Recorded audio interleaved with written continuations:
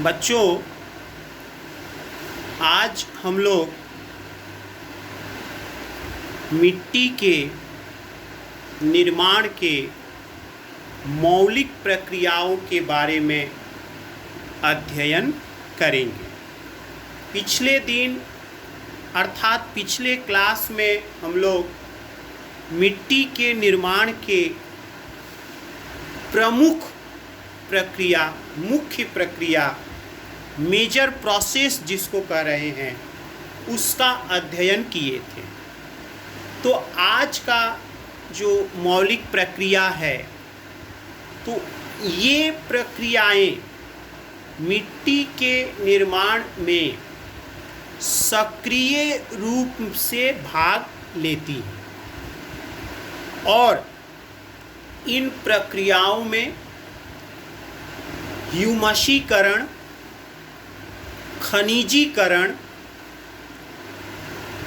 अपवाहन तथा विनिक्षेपण मुख्य है। ये सारी प्रक्रियाएं मिट्टी में संयोजन, जिसे अंग्रेजी में एडिशन, अपसारण, जिसे अंग्रेजी में लॉस, रूपांतरण, जिसे अंग्रेजी में ट्रांसफॉर्मेशन तथा स्थानांतरण, जिसे अंग्रेजी में ट्रांसलोकेशन, इन क्रियाओं के द्वारा संचालित या क्रियान्वित होती हैं। इसका मतलब ये हुआ कि ये जो चार क्रिया है, एडिशन, लॉस, ट्रांसफॉर्मेशन तथा ट्रांसलोकेशन, ये चार क्रियाएं इन मौलिक प्रक्रियाओं को संचालित या क्रियान्वित करती है। तो बच्चों, सबसे पहले हम लोगों को इन चार क्रियाओं के बारे में स्टडी करना है। तो सबसे पहले है आपका बच्चों एडिशन,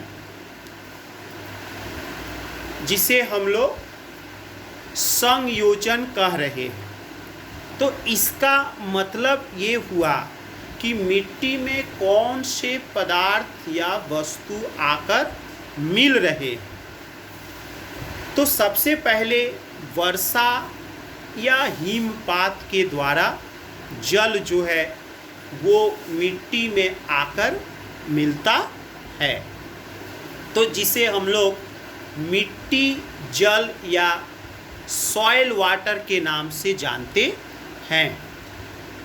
इसके साथ साथ पेड़ पौधों तथा जीव जंतुओं का देहावशेष वो कच्चे जैव पदार्थ के रूप में मिट्टी में आकर मिलते हैं और इसके साथ रासायनिक अपक्षरण क्रिया के माध्यम से जब चट्टानें अपघटित होती है या इनका वियोजन होता है, तो बहुत से खनिज पदार्थ जो हैं वो मिट्टी में आकर मिलते हैं। तो ये बच्चों संयोजन हुआ और इस क्रिया के द्वारा मिट्टी का निर्माण चलता है। दूसरा लॉस, जिसे अपसारण क्रिया कह रहे हैं। अपसारण क्रिया में कौन से वस्तु या पदार्थ मिट्टी से निकल जा रहे हैं, तो इसमें वाष्पीकरण क्रिया के माध्यम से जल जो है वो निकल जाता है मिट्टी से और इसके साथ साथ भूमि अपर्दन के माध्यम से भी मिट्टी का अपसारण होता है। तो इसके साथ साथ मिट्टी में उपस्थित जो जैव पदार्थ हैं, जब वे ऑक्सीकृत होते हैं तो जल और कार्बन डाइऑक्साइड उत्पन्न होता है और वो बाद में वायुमंडल में जाकर मिल जाते हैं। तो ये बच्चों अपसारण हुआ। तीसरा जो प्रोसेस है वो है आपका रूपांतरण। तो रूपांतरण क्रिया में ऐसा कहा जाता है कि अपक्षरण क्रिया के फलस्वरूप मिट्टी में बहुत से प्राथमिक खनिज पदार्थ निर्मित होते हैं और वो मिट्टी में जाकर मिलते हैं। तो ये सारे प्राथमिक खनिज पदार्थ जो हैं, जब इनका अपघटन होता है अर्थात वियोजन होता है तो ये गौण खनिज पदार्थ में रूपांतरित होते हैं। तो बच्चों, ये रूपांतरण की जो क्रिया है मिट्टी में, ये दो प्रक्रियाओं द्वारा संचालित होता है। पहला ह्यूमसीकरण, जिसे अंग्रेजी में ह्यूमिफिकेशन कह रहे हैं, और दूसरा खनिजीकरण, जिसे अंग्रेजी में मिनरलाइजेशन के नाम से जानते हैं। तो सबसे पहले बच्चों हमें ह्यूमसीकरण के बारे में थोड़ा स्टडी करना होगा। तो अगर हम लोग एक वाक्य में ये कहें कि मिट्टी में ह्यूमस निर्माण की जो प्रक्रिया है उसी को ह्यूमसीकरण या ह्यूमिफिकेशन के नाम से जानते हैं। तो जैसा कि आप लोग जानते हैं कि मिट्टी में पेड़ पौधों तथा जीव जंतुओं का देहावशेष कच्चे जैव पदार्थ के रूप में पाए जाते हैं।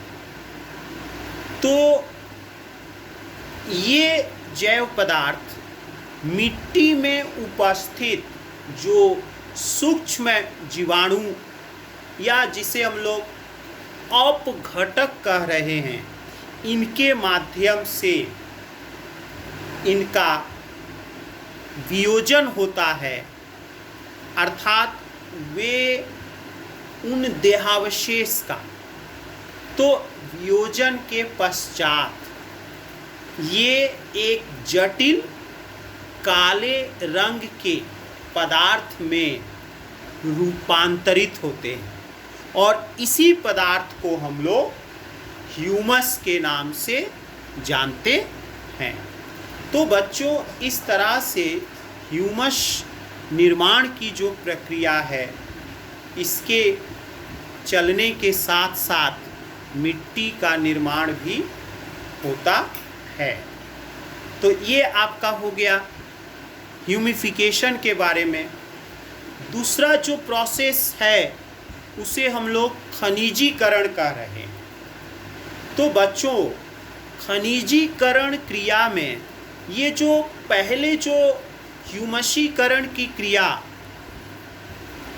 मिट्टी में चलती है, तो उसके पश्चात बच्चों जो ह्यूमस निर्मित होता है, तो जब वो ऑक्सीजन के द्वारा ऑक्सीकृत होते हैं, तो उस ऑक्सीकरण क्रिया के माध्यम से जल, कार्बन डाइऑक्साइड तथा ह्यूमस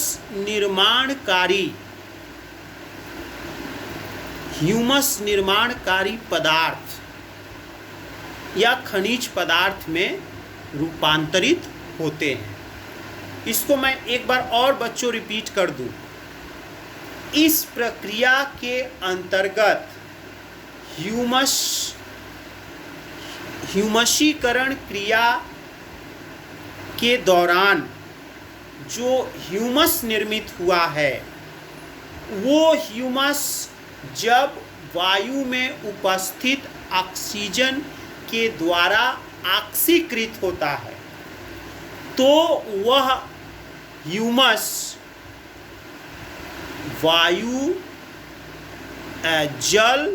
जल, कार्बन डाइऑक्साइड तथा ह्यूमस निर्माणकारी खनिज पदार्थ में रूपांतरित हो जाता है।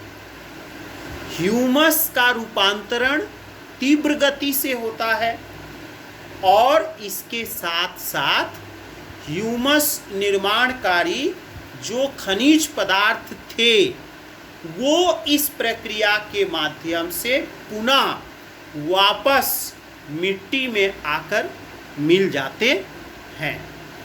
तो इस तरह से मिट्टी निर्माणकारी इस प्रक्रिया को हम लोग खनिजीकरण या मिनरलाइजेशन कह रहे हैं। तो ये हो गया बच्चों आपका खनिजीकरण प्रक्रिया। इसके बाद जो चौथा जो क्रिया आपसे हमने कहा था उसको हम लोग स्थानांतरण या ट्रांसलोकेशन कह रहे हैं। ट्रांसलोकेशन या स्थानांतरण, इस क्रिया के माध्यम से मृदा परिच्छेदिका में उपस्थित जो मिट्टी के उपादान हैं उनका स्थानांतरण होता है। तो यह स्थानांतरण की जो क्रिया है वो आपका दो प्रक्रियाओं के द्वारा संचालित होता है। पहली प्रक्रिया अपवाहन, जिसे अंग्रेजी में एल्यूविएशन कह रहे हैं, और दूसरी प्रक्रिया विनिक्षेपण, जिसे अंग्रेजी में इल्यूविएशन के नाम से जानते हैं। तो बच्चों इन दोनों के बारे में भी जानकारी आवश्यक है। तो एल्यूविएशन क्या है या अपवाहन क्या है? तो जैसा कि हम लोग जानते हैं कि मिट्टी के ऊपरी संस्तर में उपस्थित खनिज पदार्थ वर्षा के जल के साथ घुलकर वो मिट्टी के निचले संस्तर में स्थानांतरित होते हैं, और स्थानांतरण की इस प्रक्रिया को हम लोग अपवाहन कहते हैं। तो बच्चों इस तरह से मिट्टी के ऊपरी संस्तर से खनिज पदार्थ का, इन पदार्थों का जब निचले संस्तर में स्थानांतरण होता है तो मिट्टी का ऊपरी संस्तर जो है वो खनिज शून्य हो जाता है। और इस प्रक्रिया के माध्यम से बच्चों ए संस्तर अर्थात मृदा परिच्छेदिका के ए संस्तर, ए होराइजन का निर्माण होता है। और बच्चों यह अपवाहन क्रिया जो है वो आपका दो प्रकार का होता है। पहला यांत्रिक अपवाहन और दूसरा रासायनिक अपवाहन। तो यांत्रिक अपवाहन क्या है?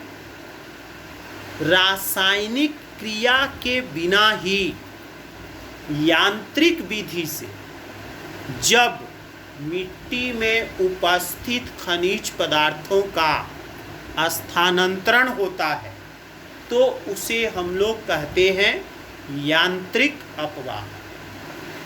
और रासायनिक अपवाहन किसे कहेंगे? रासायनिक क्रिया के फलस्वरूप आपका मिट्टी के ऊपरी संस्तर से घुलनशील खनिज पदार्थों का जब निचले संस्तर में स्थानांतरण होता है तो उसे हम लोग कहते हैं आपका रासायनिक अपवाहन। तो बच्चों ये हो गया आपका 2 प्रकार।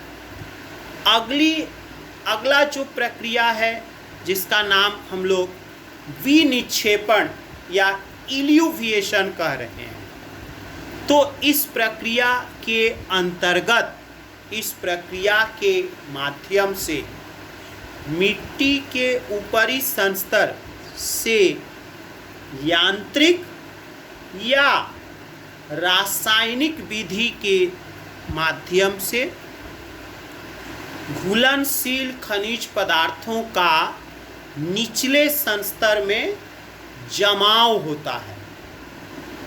तो इस जमाव की प्रक्रिया को हम लोग विनिक्षेपण कह रहे हैं। और इस प्रक्रिया के माध्यम से मिट्टी जो है वो खनिज पदार्थों से समृद्ध होते हैं और इस प्रक्रिया के माध्यम से बच्चों मृदा परिच्छेदिका के बीज संस्तर का निर्माण होता है।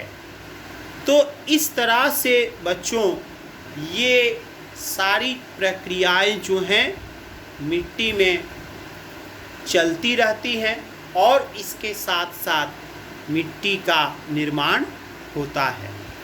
और ये मौलिक प्रक्रियाएं पृथ्वी के सभी भागों में मिट्टी के निर्माण में क्रियान्वित रहती है। अर्थात ये प्रक्रियाएं पृथ्वी के सभी भागों में चलती हैं। तो इस तरह से बच्चों आज का जो क्लास था वो आपको हम लोग क्या पढ़ाई किए? मिट्टी के निर्माण की मौलिक प्रक्रियाएं। अगले क्लास में बच्चों हम लोग मिट्टी के निर्माण के विशेष प्रक्रियाएं, स्पेसिफिक प्रोसेस के बारे में अध्ययन करेंगे। आज का क्लास यहीं पर समाप्त होता है। धन्यवाद।